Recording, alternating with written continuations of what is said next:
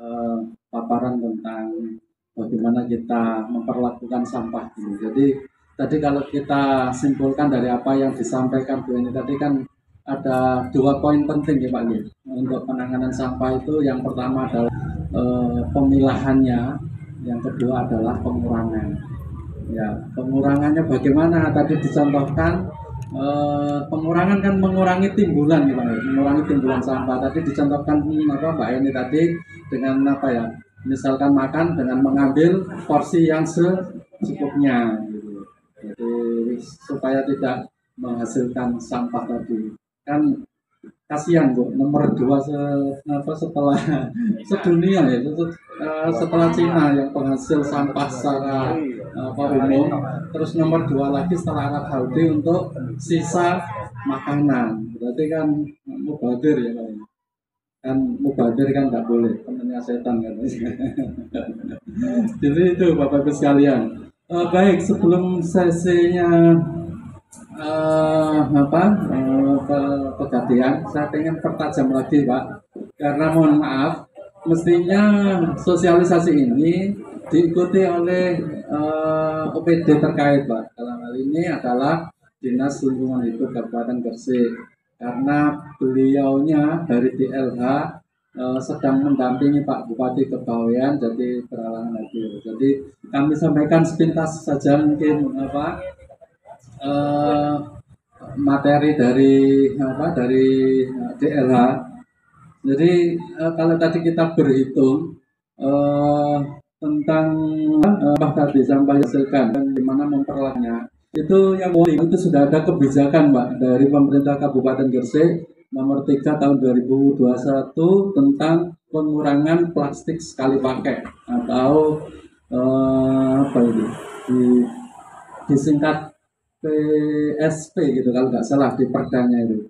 Jadi pengurangan plastik sekali pakai ini sudah diundangkan, dan kebetulan Pak Bupati yang baru Pak yang menandatangani peraturan ini.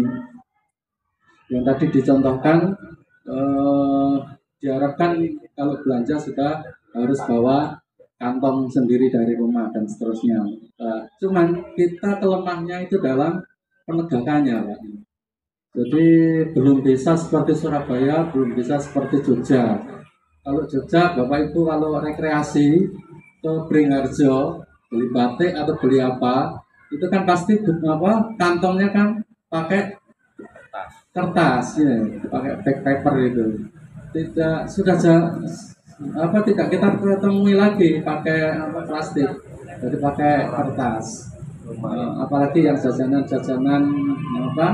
yang tradisional pakai daun dan sebagainya. Seperti itu sudah sangat efektif diterapkan di daerah wisata di Jogja dan Surabaya sudah memulai untuk bebas plastik, penggunaan plastik.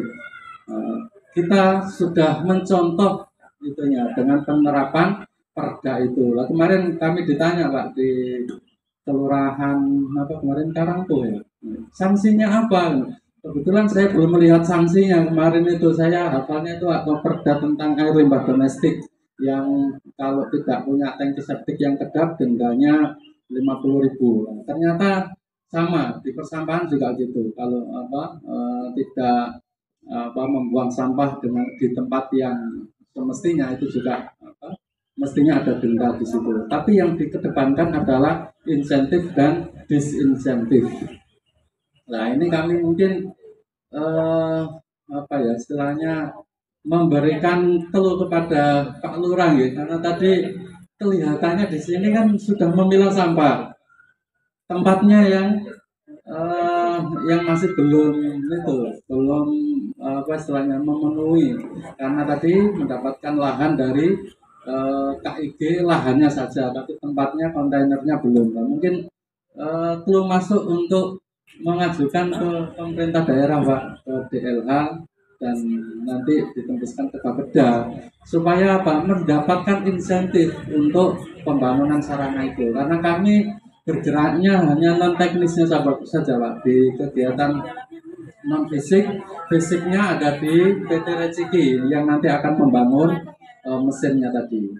seperti itu. Jadi tujuan utama kita adalah melakukan pengurangan tadi dan melakukan pemilahan. Kalau pemilahan sudah dilakukan, angka yang tadi sudah disampaikan oleh Bu Heni, yang 50% lebih tadi dari sampah organik, berarti kan sudah diselesaikan di tingkat lingkungan atau rumah masing-masing. Oh, organik berarti tidak harus lari ke bak sampah. Bisa digunakan untuk kompos, bisa digunakan untuk pakan ternak, atau dalam bentuk lain bisa digunakan untuk ekoenzim, sampah-sampah yang dari sisa buah, ya, sisa buah-buahan. Yang plastik-plastik bagaimana? Plastik-plastik jajanan anak-anak bisa digunakan jadi ekobrik. Gitu. Mungkin Bapak Ibu sudah pernah tahu gitu ekobrik gitu. Cara membuat tahu ekobrik itu sederhana Pak. Botol kosong gini itu diisi dengan sampah plastik. Diisi dengan sampah plastik, ya bisa diatur bagian bawah warnanya itu sama atau seragam. Terus sampah-sampah yang jajanan anak-anak itu dipotong kecil-kecil, dipadatkan di dalam. Nah itu di kelurahan lain itu sudah bisa dijadikan untuk pilar atau untuk pot bunga dan sebagainya, macam-macam kreasinya. Kalau di Jogja itu untuk tatakan itu Pak, meja tamu gitu. Jadi ya dikasih kaca di atasnya atau marmer atau apa. Padahal bawahnya adalah tumpukan plastik yang sudah dipadatkan di botol. Nah, itu ada ketentuannya. Saat ukuran berapa, harus berapa kilo gitu. Karena kalau enggak gitu kempes, Bang. Gitu. Ada yang daya imajinasi seninya cukup bagus, itu digunakan untuk mengisi tulisan.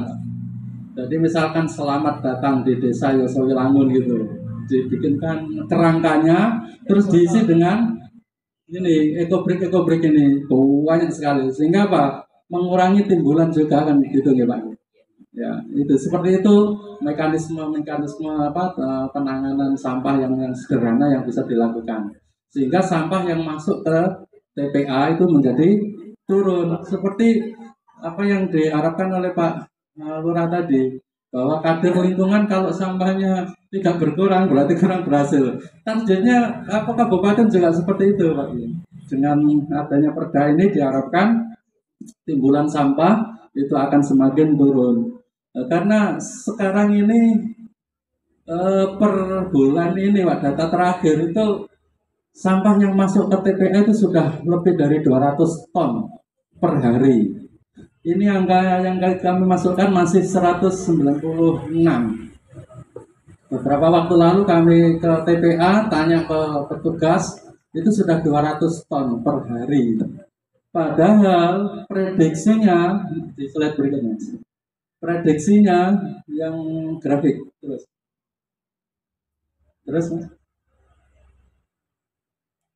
lanjut terus. Ya, ini prediksi DLH itu 2025 itu masih 147 ton per hari. Ternyata sudah terlampaui di 2022 ini. Berarti kan timbulannya sangat tinggi. Makanya kan udara di sekitar kita kan sangat panas Pak. Karena gas metannya cukup besar yang dihasilkan oleh sampah itu. Dan sekarang belum terkelola Pak, belum terpilah. Hanya mungkin ada greenhouse-nya di sana untuk komposnya dan sebagainya. Tapi yang ditumpuk belum diapa-apakan Pak. Banyak investor yang masuk katanya mau ngolah dan sebagainya, ternyata gagal. Ini mudah-mudahan nanti PT Rezeki bisa melakukan itu gitu. Setelah beroperasinya mesin tadi, kemudian satu TPA lagi yang akan dibangun di wilayah selatan itu sana ya Mas ya? Saya bingung bisa di Pak Guru.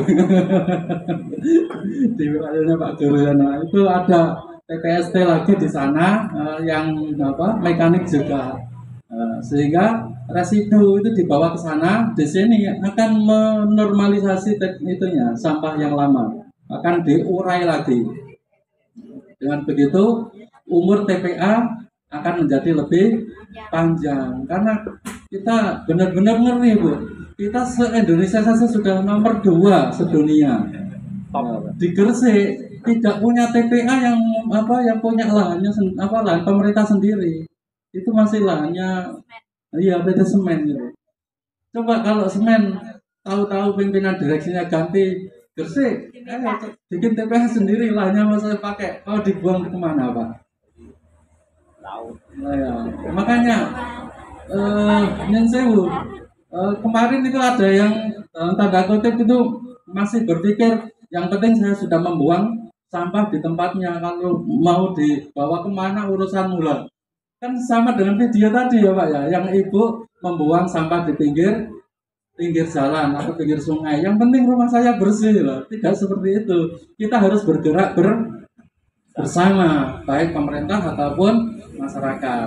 Nah, masyarakat sudah dilindungi dengan perda tadi, ada insentif dan disinsentif.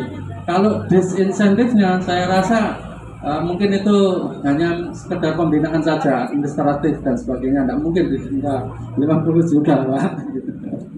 Mungkin itu ya penajaman dari pertemuan pada siang hari ini.